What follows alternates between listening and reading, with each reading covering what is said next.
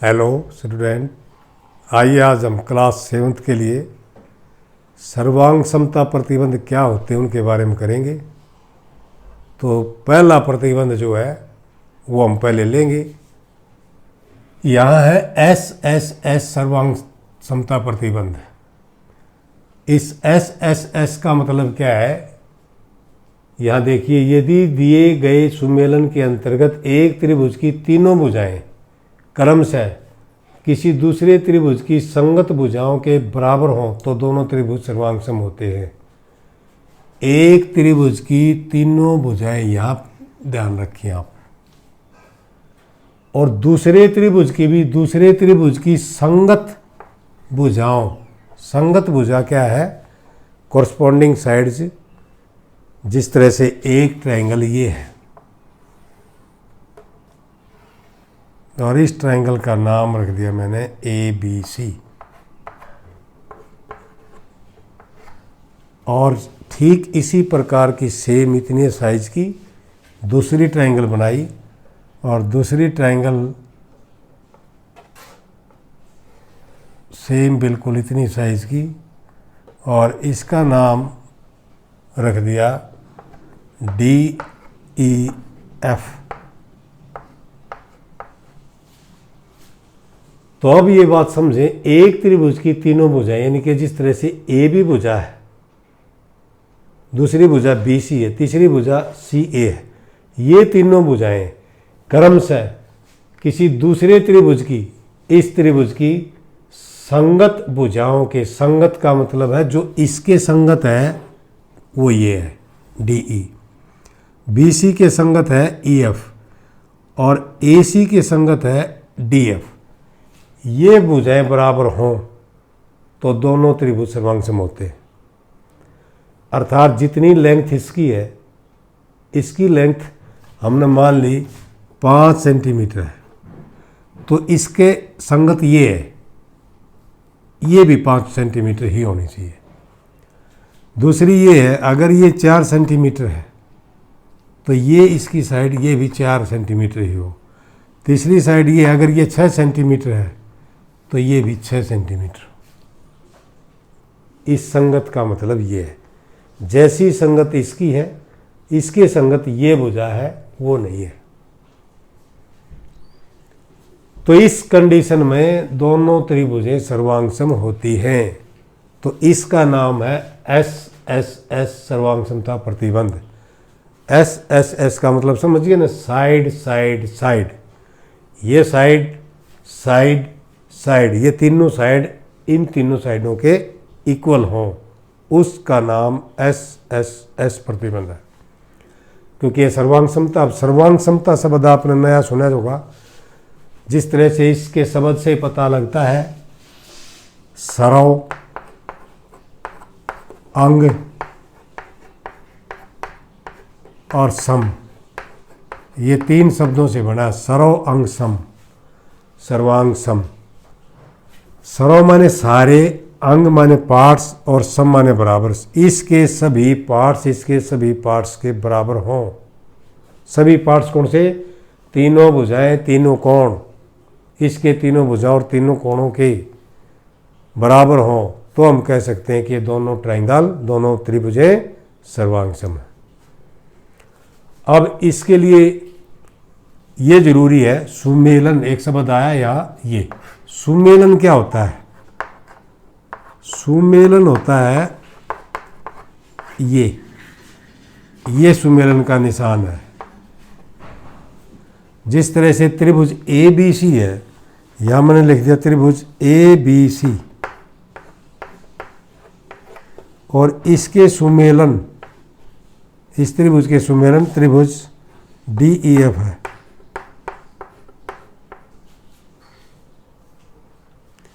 इसका मतलब है जहां A पॉइंट है इस ट्रायंगल में, इस दूसरी ट्रायंगल में वहां D पॉइंट है।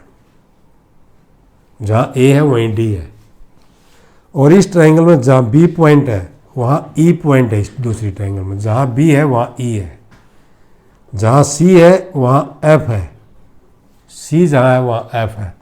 इसको कहते हैं सुमेलन, और ये साइन है सुमेलन का। अगर इसका नाम चेंज कर दे, त्रिभुज CAB लिख दूं मैं इसको, और इसके सुमेलन क्या होगा? अब त्रिभुज, अब देखिए CAB, C पे ले आया है, ये पे ले आया, तो इसमें भी ये पे ले आएगा। FA, इसमें A आया है, C के बाद A, यानी कि यूं चले हम, तो इसमें भी ऐसे ही चलेंगे। FDE, ये लिखना पड़ेगा हमने। सुमेलन का अर्थ है जो पॉइंट जहाँ है उसके कॉरस्पॉन्डिंग वाला पॉइंट वहीं जाना चाहिए, और इसके कॉरस्पॉन्डिंग जो साइड है, यानी कि ये साइड वहीं हो, जिस तरह से पॉइंट के अनुसार AB है या साइड का नाम, तो इसका साइड का नाम DE है।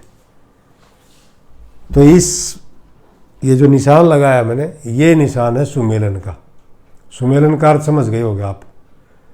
अब इसकी एक शॉर्ट से एक परिभाषा में अगर हम लिखें, SSS सर्वांग समता प्रतिबंध क्या है, तो आप कह सकते हैं, यदि दिए गए सुमेलन के अंतर्गत एक त्रिभुज की तीनों भुजाएं इसकी क्रमशः, ये शब्द भी लगाना है, क्रमशः किसी दूसरे त्रिभुज की, ये शब्द बहुत जरूरी है, संगत भुजाओं के बराबर हों, तो त्रिभुज, दोनों त्रिभुज सर्वांगसम होते हैं। ये इसकी परिभाषा। अब इसके सवाल है। अब हमें ये पता लग गया कि ये AB साइड है, AB साइड किसके इक्वल है? DE के, दोनों 5 सेंटीमीटर हैं। और BC साइड किसके इक्वल है? EF के, दोनों साइड 4 सेंटीमीटर के। और तीसरी साइड AC अगर कहेंगे तो इसको DF कहेंगे, अगर CA कहेंगे तो इसको FD कहेंगे। मैंने लिखा AC, तो इसको कहेंगे DF। ये है 6 सेंटीमीटर। तीनों भुजाएं तीनों भुजाओं के इक्वल हों, that is called SSS property of congruence, या यूँ कहिए ये सर्वांग समता की SSS प्रतिबंध है, जहाँ तीनों साइड के इक्वल हों। सर्वांग समता का दूसरा जो प्रतिबंध है वो ये है SAS सर्वांग समता प्रतिबंध। जैसा कि इसके नाम से ही प्रतीत होता है, S for side, A for angle, side angle side, यानी कि दो साइड और उनके बीच का एंगल। और यही चीज़ यहाँ लिखी है, यदि एक सुमेलन के अंतर्गत एक त्रिभुज की दो भुजाएं और उनके अंतर्गत कोण दूसरे त्रिभुज की संगत दो भुजाओं और उनके अंतर्गत कोण के बराबर हो तो त्रिभुज सर्वांगसम होते हैं। कैसे? जिस तरह से एक ट्रायंगल ये है ABC, और इस ट्रायंगल के दूसरी ट्रायंगल हमने ये ली DEF। इस त्रिभुज की दो भुजाएं हमने ली AB। यहाँ देखिए त्रिभुज ABC में AB भुजा जो है AB, ये बराबर है तथा, यहाँ लिख लो, तथा त्रिभुज DEF में इन दोनों त्रिभुजों में क्या क्या बराबर है, हमने ये दिया AB, ये भुजा इसके बराबर है DE, और AC ये बराबर है DF, और angle A is equal to angle D। इसको कहते हैं हम दो भुजा, और इन दोनों भुजाओं के अंतर्गत ये कोण दूसरी त्रिभुज की भी इन दो भुजाओं के बराबर है, और ये कोण इस कोण के बराबर है, तो हम कह सकते हैं कि त्रिभुज सर्वांगसम है। और ये है सर्वांग समता का दूसरा प्रतिबंध। ये तीसरा प्रतिबंध है, इसका नाम क्या है? ASA सर्वांग समता प्रतिबंध। ASA का मतलब है एंगल साइड एंगल, दो कोण और उन दोनों कोणों के अंतर्गत भुजा। जिस तरह से लिखा भी है, यदि एक सुमेलन में, ये शब्द तो जरूर लिखना है हर प्रतिबंध में, एक सुमेलन में एक त्रिभुज के दो कोण और उनके अंतर्गत भुजा किसी दूसरे त्रिभुज के, ऐसे ही लिखना जैसे इसमें दो कोण, दो संगत कोण, या संगत शब्द जरूर ऐड करना आपने। संगत का मतलब है उन्हीं दो कोणों के कॉरस्पॉन्डिंग कोण, उन जैसे ही, जैसे इस त्रिभुज में जो दो कोण लिए हैं वही दो कोण उस त्रिभुज में लेने हैं, इसलिए संगत शब्द लिखते हैं। संगत कोणों और अंतर्गत भुजा के बराबर हों तो वे त्रिभुज सर्वांगसम होते हैं। अगर इसकी फिगर बनाऊं तो ये फिगर है इसकी, एक त्रिभुज ये ली हमने और दूसरी त्रिभुज ये ली, बिल्कुल दोनों एक जैसी। एक का नाम रखा ABC, दूसरे का नाम मैंने PQR लिख दिया, PQR।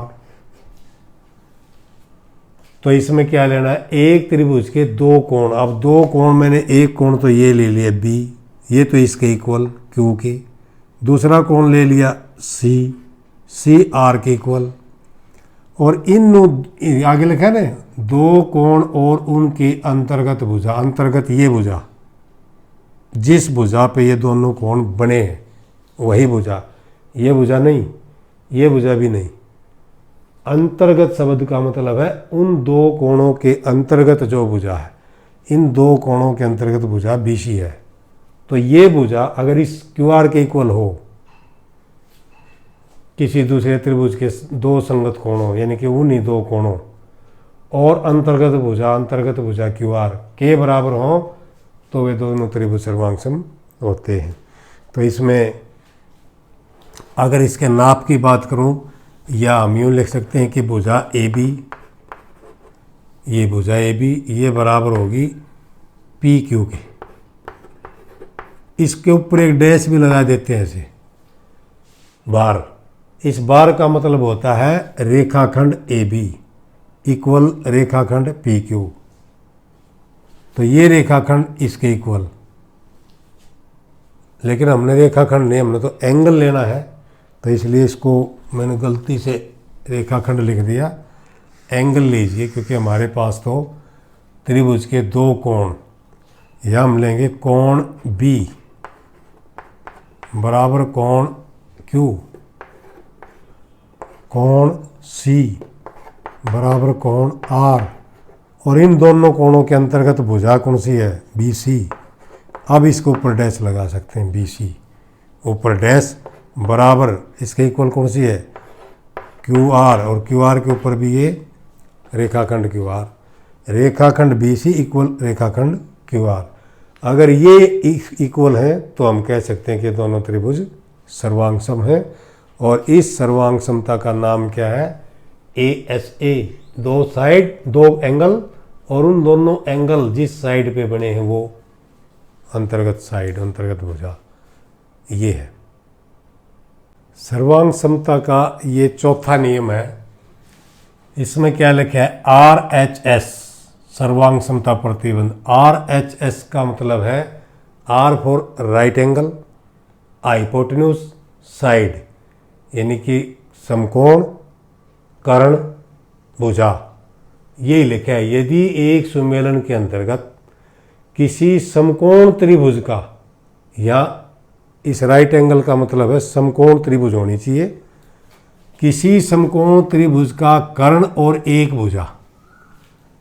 अब सेकंड त्रिभुज में भी यही चीज होनी, कर्मशः किसी दूसरे समकोण त्रिभुज के वही कर्ण और एक भुजा के बराबर हों तो वे त्रिभुज सर्वांगसम होते हैं। जैसे यहाँ नाम से ही पता लग गया कि यह सर्वांगसम त्रिभुज है, और सर्वांगसम त्रिभुज में एक कोण ये 90 डिग्री का होगा और दूसरा कोण कितने भी डिग्री का हो सकता है। जिस तरह से ये त्रिभुज बनाई, इसी प्रकार से हमने दूसरी त्रिभुज, और इसमें ये एंगल 90 का, और इस प्रकार से सेम दोनों एक जैसी। नाम हम लिख सकते हैं A B C, इसमें भी ऐसी L M N, नाम अपनी मर्जी से कोई भी रख सकते हैं। लेकिन एक बात का ध्यान रखना है, यहाँ इसमें सबसे बड़ी भुजा कर्ण AC है, क्योंकि कर्ण जो है समकोण त्रिभुज की सबसे बड़ी भुजा का नाम कर्ण होता है AC। इसमें कर्ण LN है, तो ये कर्ण इसके बराबर हो, और एक भुजा कर्ण और एक भुजा, एक भुजा अब ये भी हो सकती है भुजा, ये भी हो सकती है, वो हमारी मर्जी है जो हमने ली है। अगर हम BC लें तो इसमें भी MN लेनी पड़ेगी। अगर हम AB भुजा लें तो LM लेनी पड़ेगी। तो ये कर्ण और एक भुजा, मान लें हमने AB भुजा ले ली, तो कर्ण और एक AB भुजा जिसको हम लंब कहते हैं, ये दूसरी त्रिभुज के भी कर्ण और इसी भुजा के इक्वल हो, बराबर हो, तो ऐसी स्थिति में वे त्रिभुज सर्वांग सम होते हैं। इसको कहते हैं फोर्थ लॉ या फोर्थ प्रतिबंध, चौथा प्रतिबंध सर्वांग समता का। इसमें हम क्या करेंगे, इसमें ये कंडीशन जरूर है कि दोनों ट्रायंगल, दोनों त्रिभुज समकोण होनी चाहिए, राइट एंगल ट्रायंगल होनी चाहिए। और इसमें AC ये इक्वल होना चाहिए इसके LN। हम इसके ऊपर बार भी लगा सकते हैं कि रेखाखंड AC इक्वल रेखाखंड LN। कई बार लगा, ये आपकी बुक में लगी होगी तो आप इसको पढ़ेंगे, रेखाखंड AC बराबर रेखाखंड LN, ये दोनों इक्वल है। और दूसरी भुजा अगर हमने AB ली, AB बराबर इसके बराबर होनी चाहिए LM। एक कर्ण बराबर हो गया, एक भुजा बराबर होगी, और ट्रायंगल दोनों ही समकोण हैं, तो ऐसी इन दो से ही काम चल गया हमारा।